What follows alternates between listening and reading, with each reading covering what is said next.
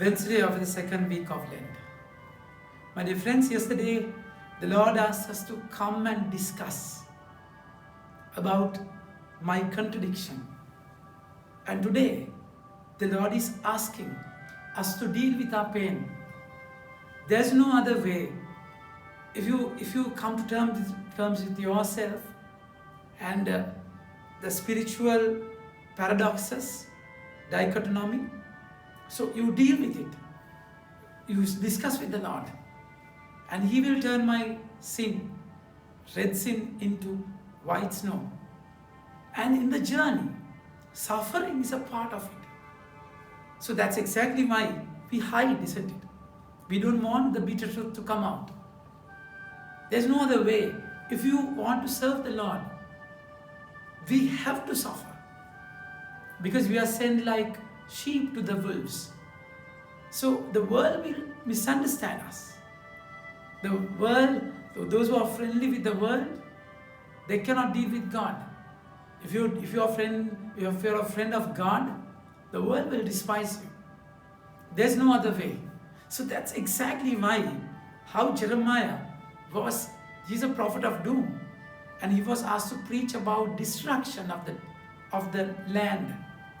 And when they had a plan to conquer the enemies, Jeremiah, the Lord wanted to tell Jeremiah, make Jeremiah go and tell that they should surrender. So he was very negative in their eyes. So that's exactly why they were plotting against him, rejecting him. The word said, "Come, let us make plots against Jeremiah. For the law shall not perish from the priest, nor counsel from the wise, nor a word from the prophet." So there were a lot of false prophets. But Jeremiah had to stand by the Lord, stand for the Lord. Come, let us strike him with the tongue, and let us not pay attention to any of his words. So he hears it. He hears the plot in serving the Lord. What an agony, isn't it? So in doing that, what he's doing, he deals the pain with the Lord, not with anyone else. Hear me, O Lord, and listen to the voice of my adversaries. Should good be repaid with evil? Yet they have dug a pit for my life.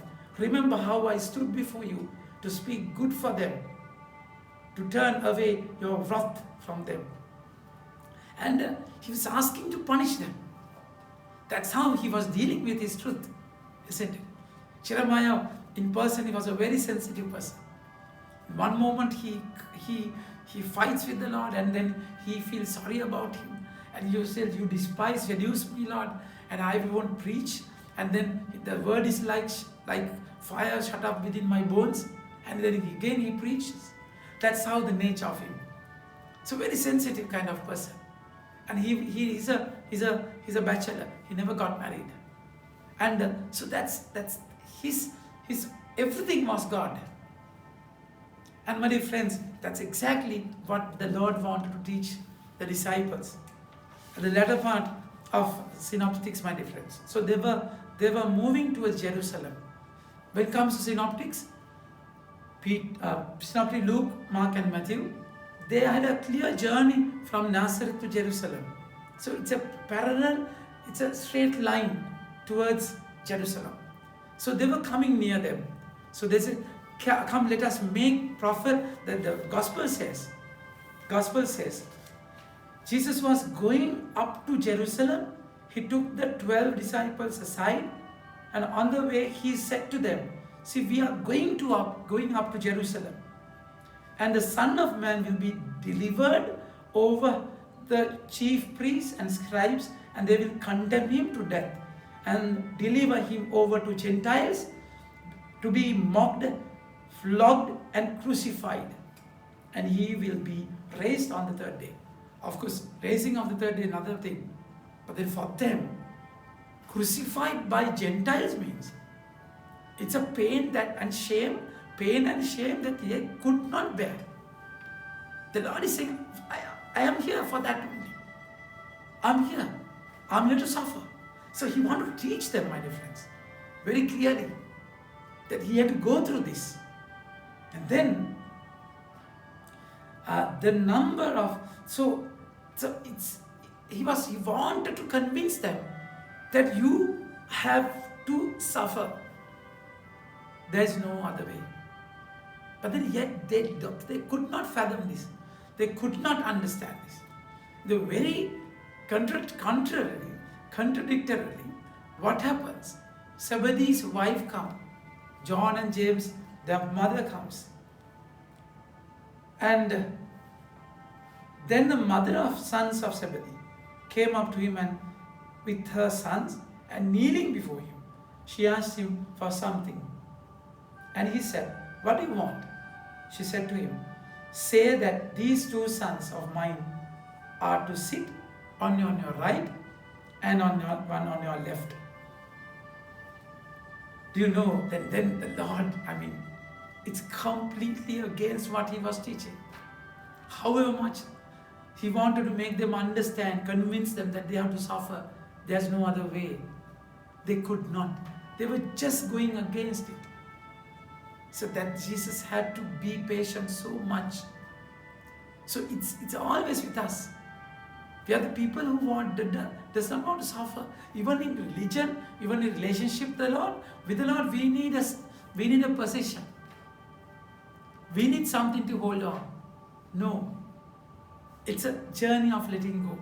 The Lord is saying, do you know what you are asking? Glory without pain is meaningless. It's sin. Then you have to go through it. The Lord is saying definitely. Do you know that what you are asking? Are you able to drink the chalice that I am drinking? Of course, they both drank.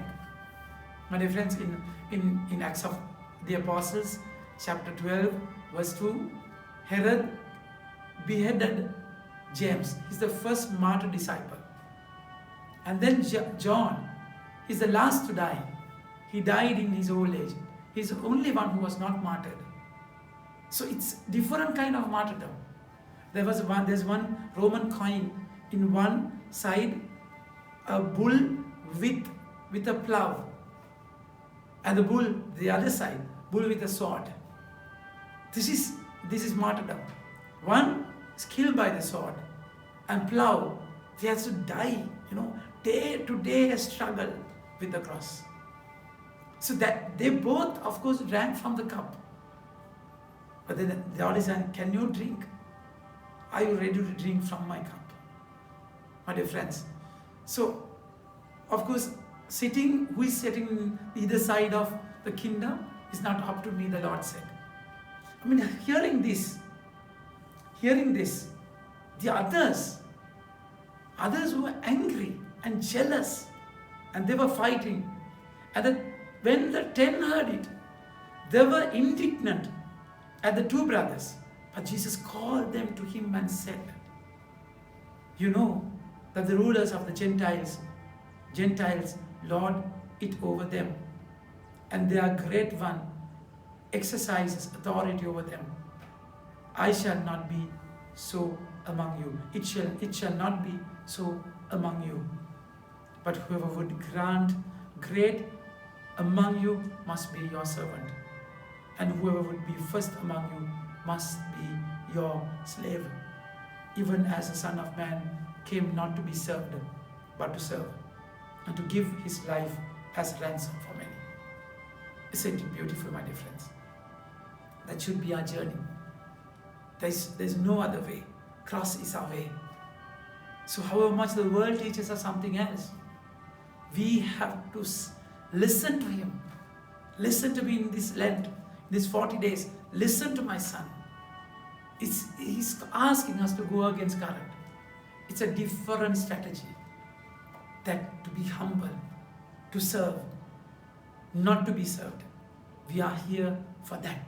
Just imitate the master. You should just imitate him. My master is different from all the other masters. Amen. May God bless you.